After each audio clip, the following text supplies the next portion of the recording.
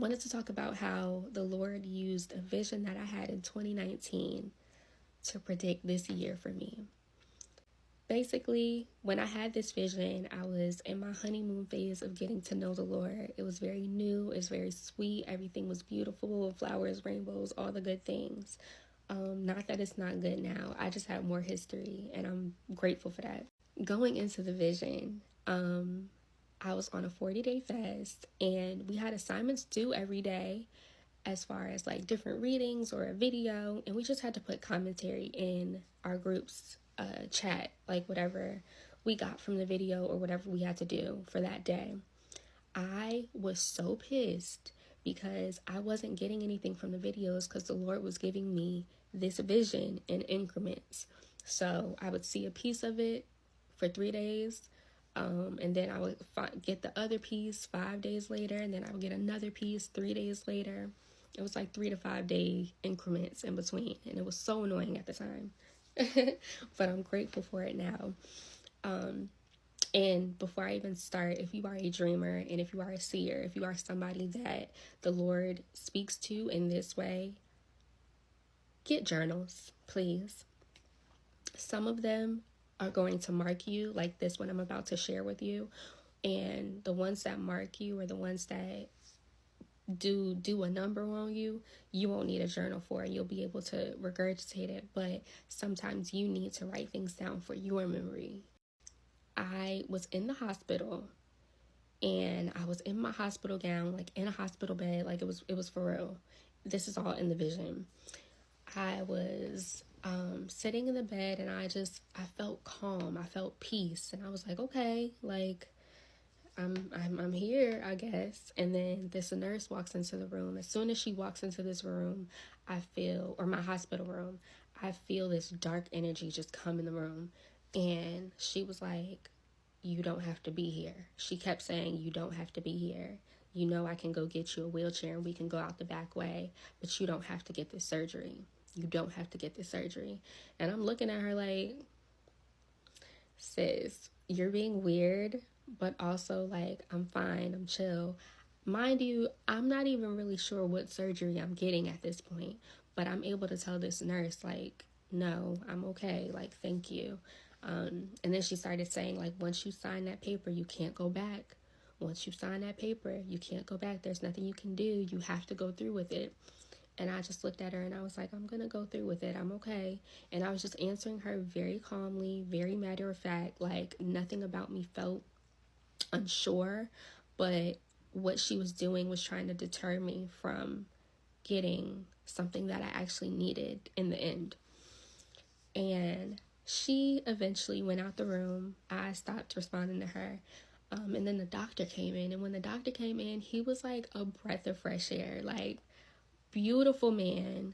Just like so welcoming, so comforting. And he came in and he was like, hey, Ariel, like, how you doing today? You ready? The surgery is going to go so well. Like, I'm so excited for you. I'm so excited that you got on the list and you got everything that you needed to get here. And then as he's saying this, he hands me like a clipboard, and the clipboard has a piece of paper that I have to sign. And on the top of the paper, it says heart transplant surgery. And I said, oh, okay, I guess. So I'm signing the paper. As I'm signing the paper, he's still talking this up. Like, I'm so excited for you. This is going to change your life. Like, all the things that you need to hear to comfort you before you go into a life-altering surgery. So I give the paper back and he leaves. The next part of the vision that I get, or that I'm allowed to see, I'm watching them literally just set up in the surgery room. I'm watching them lay out the instruments and the tools. I'm watching them disinfect tables and things, like things I'm gonna be laying on. I'm watching all of this happen. The next part of the vision that I get, I'm on the surgery table and the clamps are pulled back on my heart, I have an aerial view of the room at this point, and I'm watching how the doctor, the nurses, the surgery techs, how everybody in the room is moving.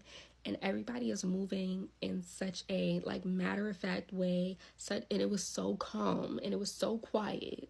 And I was just like, this is kind of like, it wasn't eerie, but I was just like, wow, like this feels really calm for it to be surgery. But okay. And then I get focused in, the Lord focuses me in on my heart. When I tell y'all, my heart looked like, y'all remember when they used to come to our schools and show us what your lungs look like if you keep on smoking? That's what my heart looked like. It looked so black, and it was black gunk around it. And I made a heart. His hand in pulling out the black gunk and slinging it onto like the paper where all of it was. And I just kept seeing him do that motion. He didn't even take my heart out yet, but I'm watching all this black gunk just come out. And I was like, whoa, okay, all right. So after that, the next part that I see of any of this is I'm in the recovery unit. I'm in the space where people made it out of surgery and did well, and now they're resting. So I wake up, I come to, and I'm like trying to get my bearings, trying to figure out where I'm in. I realize I'm in a different room now, and the room is lighter. Not that the other room was like so bad, but you know how hospital rooms can sometimes be dim. This was a different unit, so it just felt a lot brighter and lighter in there. The doctor comes in and he was like, hey, Ariel, you did great. The surgery went so well. I'm so excited for you. I'm so happy for you. You're going to have a great life. Like, encouraging me even more. Then, as he's saying these things, he hands me a pamphlet. God is so good. He hands me a pamphlet, and the pamphlet is like this thick. I kid you not. And I look at it like, first of all, do you need me to study this? I was scared. But he said, these are things that you have to live by. This is almost going to be like a guidebook for you to live with your new heart. And I was like, okay, like, all right, okay. And I remember saying that. And I remember how I felt and like the level of responsibility that I felt to, after this moment of rest and recovery that I'm being allowed and being allotted, the responsibility I felt to go tell other people about how important it is to keep your heart clean. Like, I knew that that was my life's mission after I got out of there. I shared all of that to share this. Proverbs 13:12 says, hope deferred makes a heart grow sick, but a dream fulfilled is a tree of life. Let's just deal with the first part of that. That first part was how my 2023, I looked up the definition for hope, and hope is basically the feeling of trust, the feeling of safety. And deferred means delayed or postponed or that type of thing. I went through a lot of things this year that bred disappointment in me. And disappointment can be one of the most blinding things that can ever happen to you. The Lord can have you on a path, doing something, going somewhere, headed in the right direction, and disappointment can come in and make you think that you're not moving. It can make you think that you're actually not going anywhere and nothing and no one is around you. It can make you feel like you are in a desolate land and you can't see nothing. Like, it'll literally put blinders on you. Disappointment, discouragement, all the things.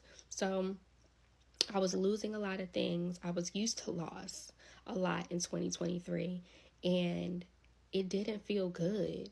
It didn't feel good at all. And I got to a point where I was sick of it. And I wasn't just sick of it, I was actually sick. AKA Proverbs 13:12. Hope deferred makes your heart grow sick. I was believing for so many things for so long, and I had believed for other people, and I had believed for other things, and I watched them come true and I watched them come to pass, but it felt like I was getting put on the back burner, and it felt like it just felt strange in a lot of ways, and I lost hope. Now the funny thing is, in the vision that I had in 2019, before I got the heart surgery, and when I told y'all I was sitting up in the bed, like in the hospital gown, all of that, I didn't look like I needed surgery. I didn't look like anything was wrong. And I told y'all that I had no clue what I was even in there for until the doctor handed me the paper. So much revelation in this. But let that be a sign to you that just because you may look okay, you may present okay, you may feel like you're okay, don't skip quiet time with the Lord. Don't ever skip asking Him to search your heart and create in you a clean heart. And anything that is unlike Him, remove it.